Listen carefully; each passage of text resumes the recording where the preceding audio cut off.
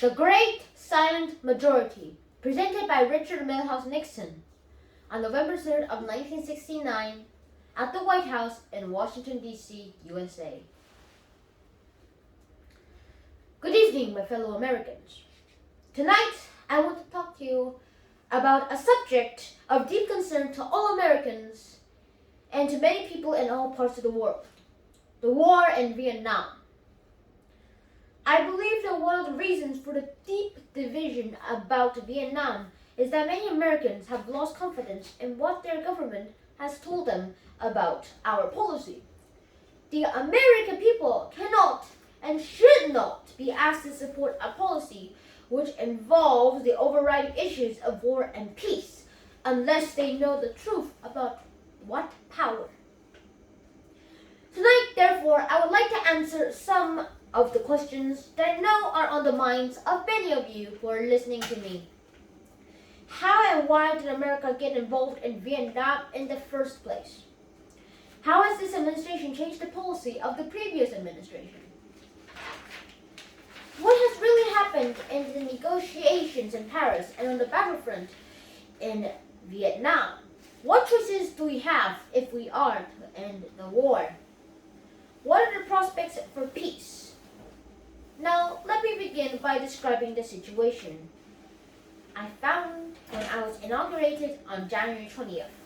The war had been going on for 4 years. 31,000 Americans had been killed in action.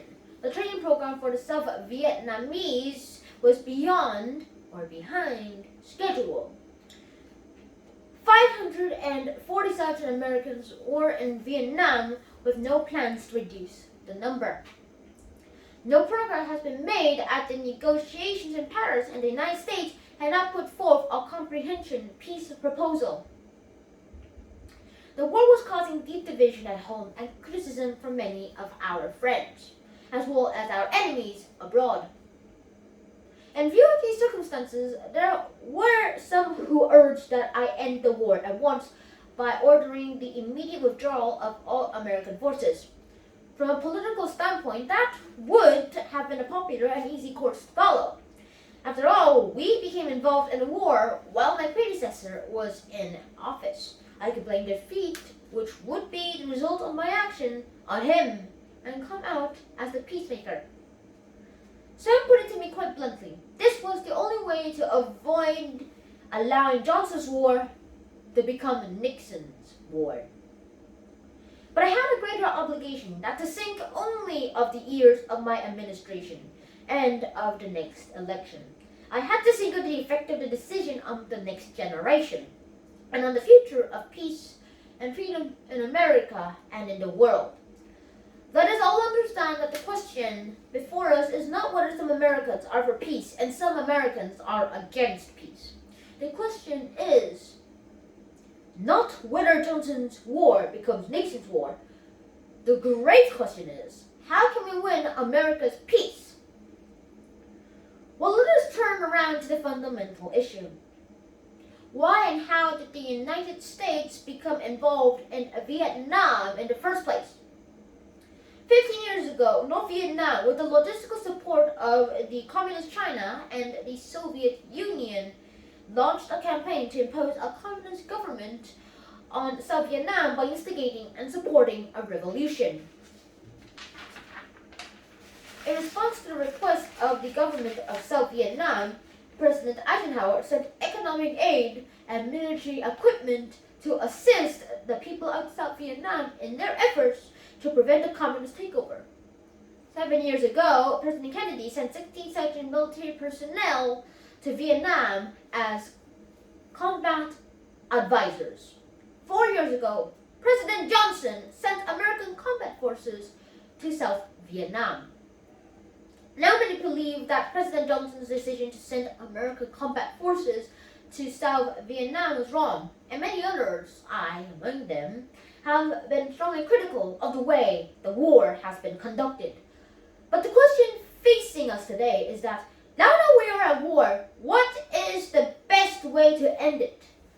In January, I could only conclude that the precipitate withdrawal of all American forces from Vietnam would be a disaster, not only for South Vietnam, but for the United States and for a cause of peace. For the South Vietnamese, our precipitate withdrawal would inevitably allow the communists to repeat the massacres which followed their takeover in the North 15 years ago. They then murdered more than 50,000 people and hundreds of thousands more died in slave labor camps. We saw a prelude of what would happen in South Vietnam when the communists entered the city of Hue last year. During their brief rule there was a bloody reign of terror in which 3,000 civilians were clubbed, shot to death, and buried in mass graves. With the sudden collapse of our support, those atrocities at Hue will become the nightmare of an entire nation, and particularly for the 1.5 million Catholic refugees who fled to South Vietnam when the communists took over the North. For the United States, this first defeat in our nation's history would result in a collapse of confidence in American leadership, not only in Asia, but throughout the world. 3 American presidents have recognized the great stakes involved in Vietnam and understood what had to be done.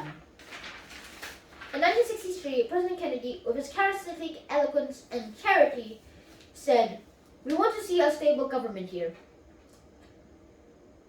Carrying on the struggle to maintain its national independence, we believe strongly in that. We are not going to withdraw from that effort. In my opinion, for us to withdraw from that effort will mean a collapse not only of South Vietnam, but Southeast Asia. So we're going to stay there. President Eisenhower and President Johnson escaped and expressed the same conclusion during their terms of office. For the future of peace, precipitate withdrawal will be a disaster of immense magnitude. A nation cannot remain great if it betrays its allies and lets down its friends. Our defeat and humiliation in South Vietnam, without question, will promote recklessness in the councils of these great powers who have not yet abandoned the goals of world conquest. This will spur violence wherever our commitment helps maintain the peace.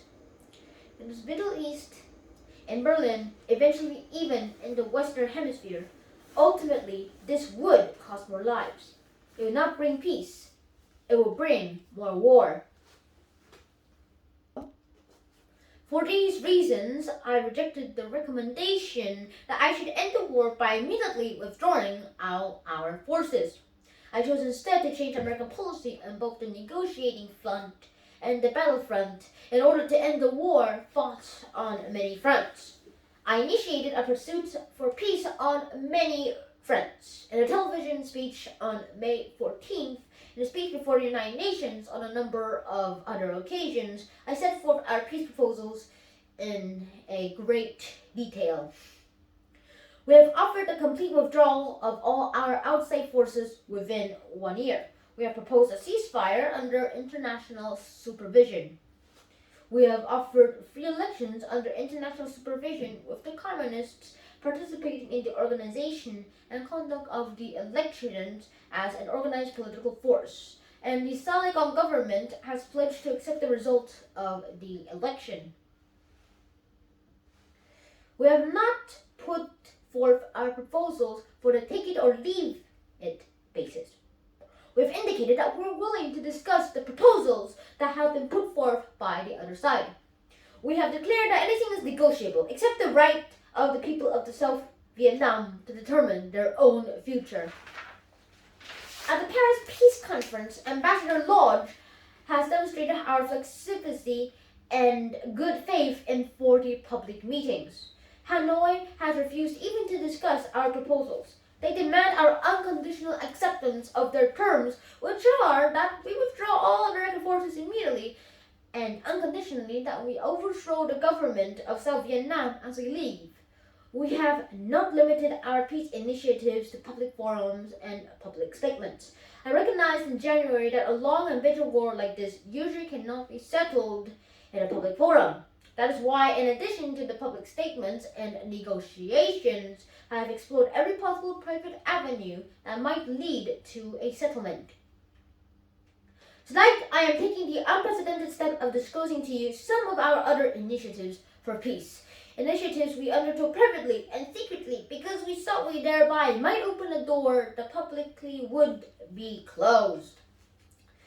I did not wait for my inauguration to begin my quest for peace. Soon after my election, through an individual who was directly in contact on personal basis with the leaders in North Vietnam, I made 2 private offers for a rapid, comprehensive settlement.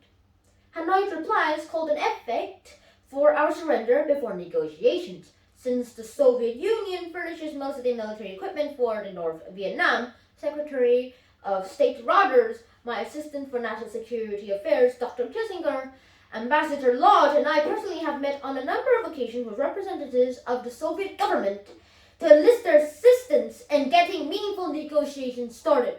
In addition, we have had extended discussions directed toward that same end with representatives of the other governments which have diplomatic relations with North Vietnam. None of these initiatives, due to date, have been released.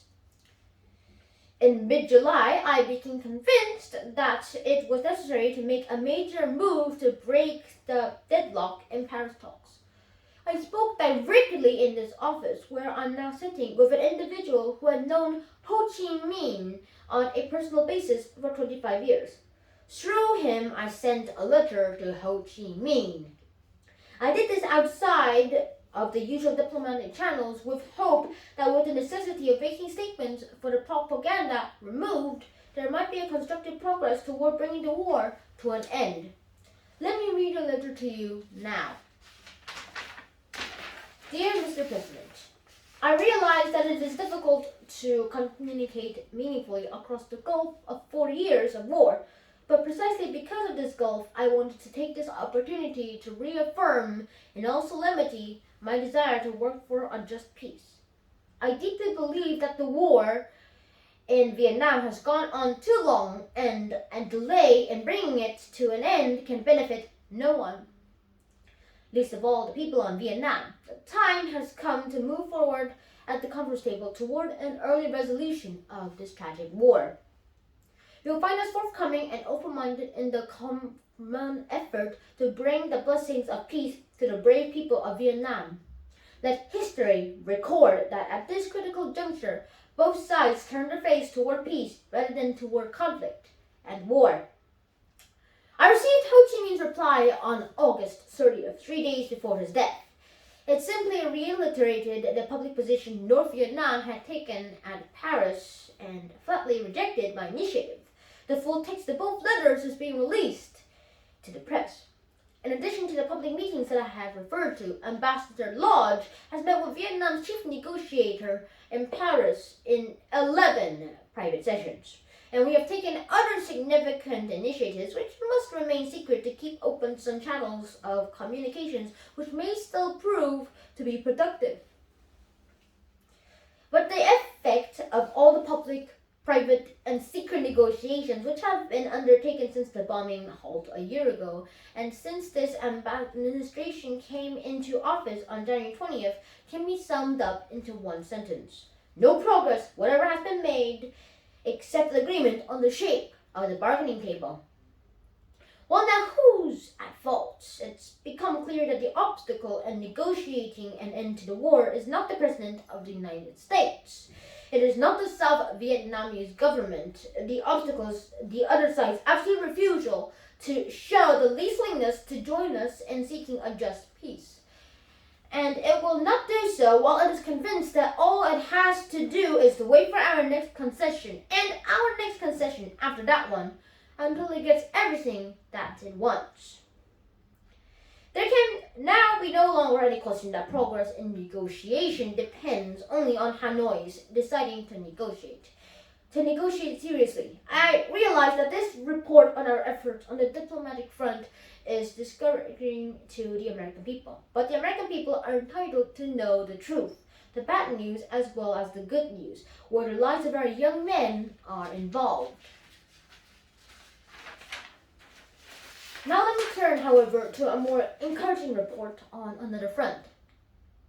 At the time we launched our search for peace, I recognize we might not succeed in bringing an end to the war through negotiations. I therefore put into effect another plan to bring peace, a plan which will bring the war to an end regardless of what happens on the negotiating front. It is in the line of the major shift in U.S. foreign policy which I described in my press conference at Guam on July 25th. Let me briefly explain what has been described as the Nixon Doctrine, a policy which not only will help end the war in Vietnam, but which is an essential element of our program to prevent future Vietnams. We Americans are a do-it-yourself people. We are an impatient people. Instead of teaching someone else to do a job, we like to do it ourselves. And this trait has been carried over into our foreign policy. In Korea, and again in Vietnam, the United States furnished most of the money, most of the arms, and most of the men to help the people of those countries defend their freedom against communist aggression. Before any American troops were committed to Vietnam, a leader of another Asian country expressed this opinion to me when I was traveling in Asia as a private citizen. He said, "When you are trying to assist another nation defend its freedom, U.S. policy should be able to help them to fight the war, but not to fight the war for them." Well, in accordance with this wise counsel, I laid down in Guam 3 principles as guidelines for future American policy toward Asia. First, the United States will keep all of its treaties commitments. Second, we shall provide a shield if a nuclear power threatens the freedom of a nation allied with us or of a nation whose survival we consider vital to our security. Third, in cases involving other types of aggression, we shall furnish military and economic assistance when requested in accordance with our treaty commitments. But we shall look to the nation directly threatened to assume the primary responsibility of providing the manpower for its defense. After I announced this policy, I found that the leaders of Philippines, Thailand, Vietnam, South Korea, other nations which might be threatened by the communist aggression welcome this new direction in the American foreign policy. The defense of freedom is everybody's business, not just America's business. And it is particularly the responsibility of the people whose freedom is threatened. In the previous administration, we Americanized the war in Vietnam. In this administration, we are Vietnamizing the search for peace.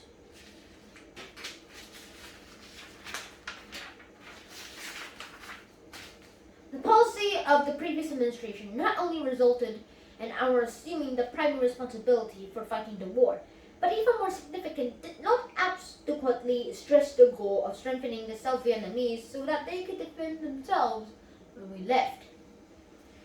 The Vietnamization plan was launched following Secretary Lard's visit to Vietnam in March. Under the plan, I ordered first a substantial increase in training and equipment of South Vietnamese forces.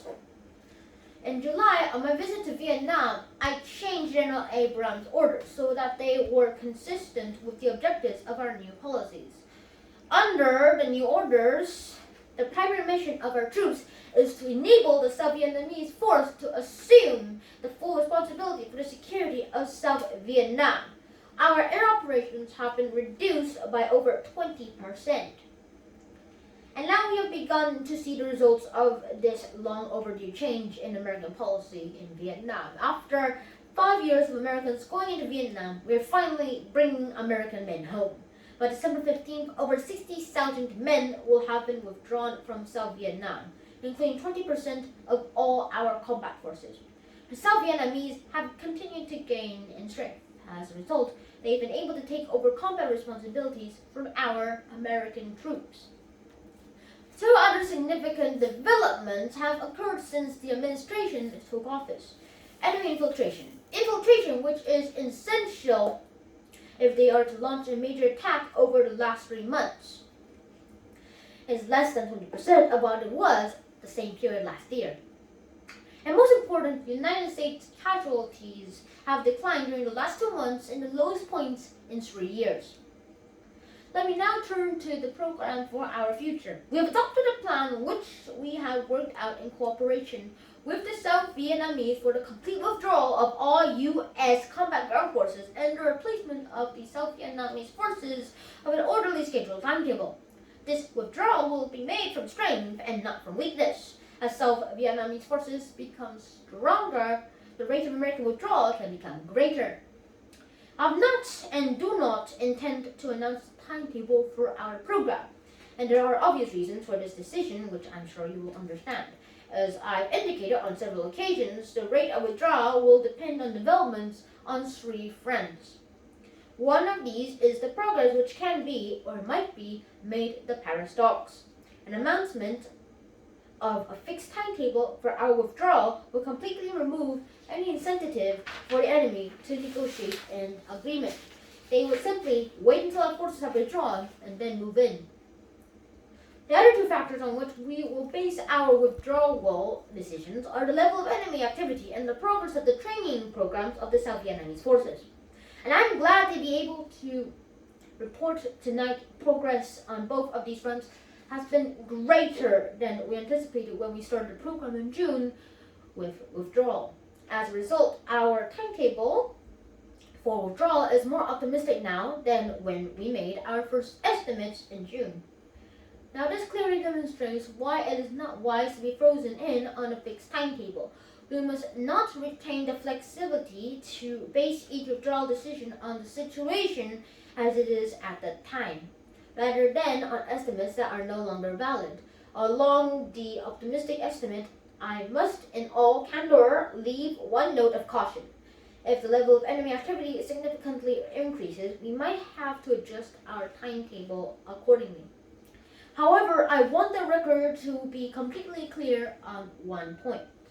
At the time of the bombing halt just a year ago, there was no confusion as to whether there was an understanding of the part of the enemy that if we stopped the bombing of North Vietnam, they would stop shelling the cities of South Vietnam. I want to be sure that there is no misunderstanding on the part of that enemy with regard to our withdrawal program.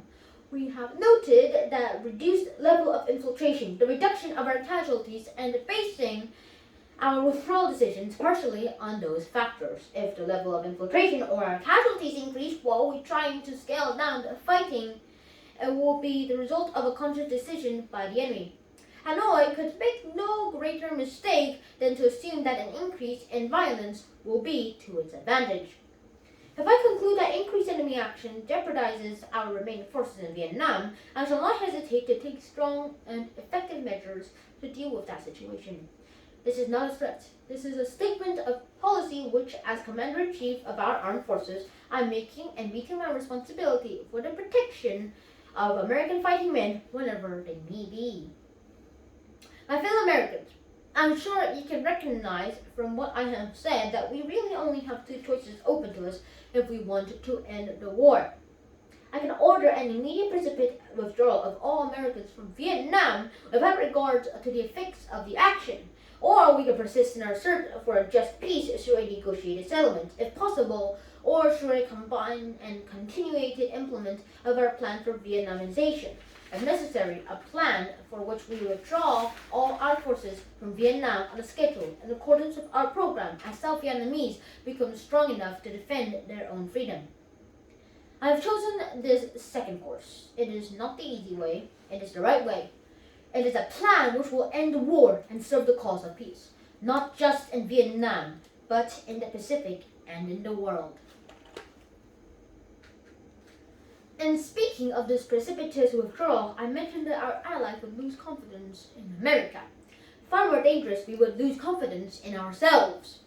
Oh, the immediate reaction would be a sense of relief that our men were coming home, but as we saw the consequences of what we had done, inevitable remorse and divisive recrimination would scar our spirit as of our people.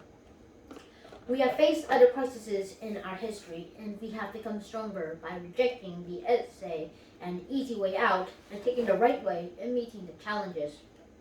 Our greatness as a nation has been our capacity to do what has to be done when we know our course was right.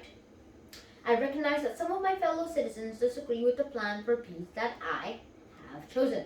Honest and patriotic Americans have reached different conclusions as how peace should be achieved.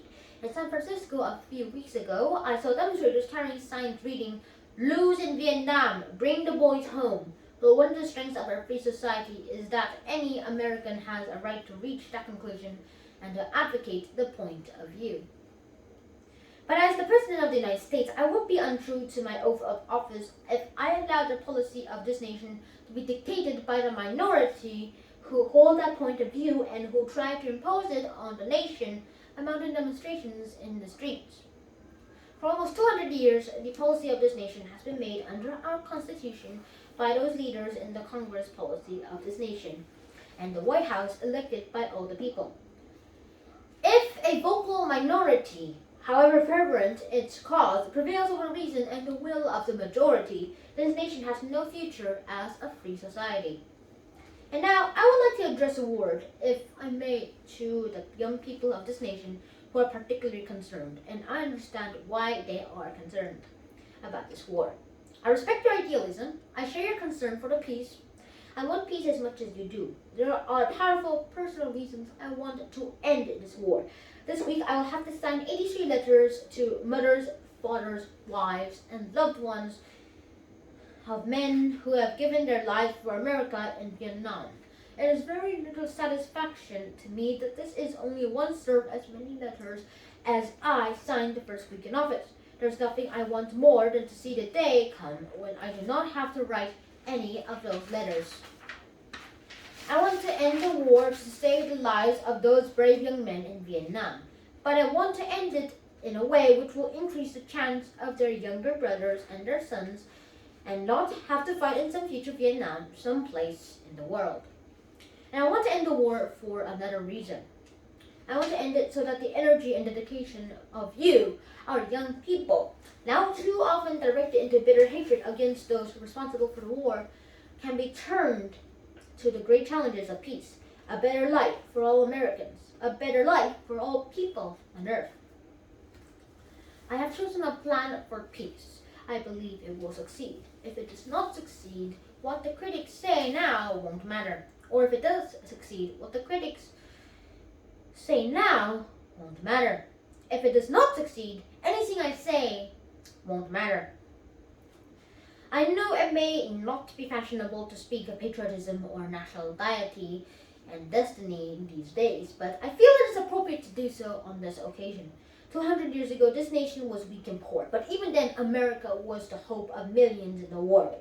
Today, we have become the strongest and richest nation in the world. And the wheel of destiny has turned so that any hope the world has for the survival of peace and the freedom will be determined by whether the American peace and people have the moral stamina and the courage to meet the challenge of free world leadership. Let historians not record that when America was the most powerful nation in the world, we passed on the other side of the road and allowed the last hopes for peace and freedom of millions of people to be suffocated by the forces of totalitarianism. So tonight, to you, the great silent majority of my fellow Americans, I ask for your support. I pledge in my campaign for the presidency to end the war in a way that we can win the peace. I have initiated a plan of action which will enable me to keep that pledge. The more support I can have from the American people, the sooner that pledge can be redeemed. For the more divided we are at home, the less likely the enemy is to negotiate at Paris. Let us be united for peace. Let us also be united against defeat. Because let us understand, North Vietnam cannot defeat us or humiliate us. Only Americans can do that. 50 years ago, in this room and at this very desk, President Woodrow Wilson spoke words which caught the imagination of a war-weary world. He said, "This is the war to end wars." His dream for peace after World War I was shattered on the hard reality of the great power politics, and Woodrow Wilson died a broken man. Tonight, I do not tell you the war in Vietnam is a war to end wars. But I do say this.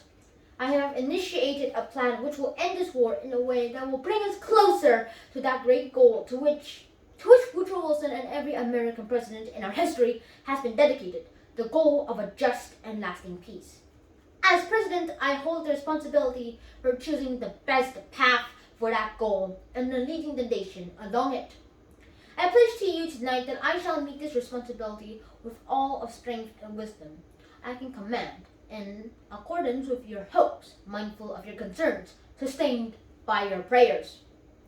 Thank you, and good night.